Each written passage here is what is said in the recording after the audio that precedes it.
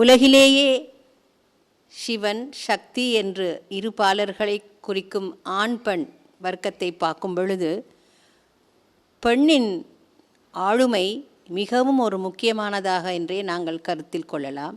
அவர்கள் இல்லை என்றால் நிறைய விஷயங்கள் இயங்காது என்றே சொல்வார்கள். என்னுடைய துறை நாட்டியத்துறை.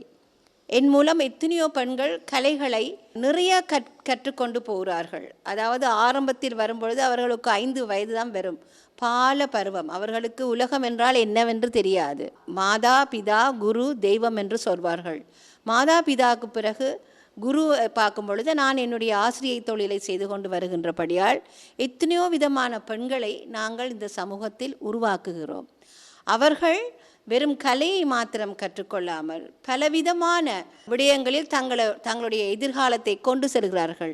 வைத்தியத்துறையில் செல்கிறார்கள், பொறியியல் துறையில் செல்கிறார்கள், மற்றும் பல விடயமான ஐடி என்று சொல்லப்படுகின்ற படிப்பு, அப்படி எத்தனை விஷயங்களில் அவர்கள் தங்களை ஈடுபடுத்துகிறார்கள். இந்த முறையில் பார்க்கும்போது பெண்கள் நாங்கள் அவர்களுக்கு முன்னோடியாக இருக்கிறோம். அது ஒவ்வொரு துறையில் வரும் ஒவ்வொரு பெண்களை பார்த்து அவர்களுடைய சமுதாயமும் நிறைய முன்னோடியாக அவர்கள் எடுக்கிறார்கள். இந்த மாதிரி பார்க்கும்போது பெண்கள் ஒவ்வொருத்தருக்கும் ஒரு நல்ல ஒரு பாதையைத்தான் அமைத்து கொடுக்கிறார்கள்.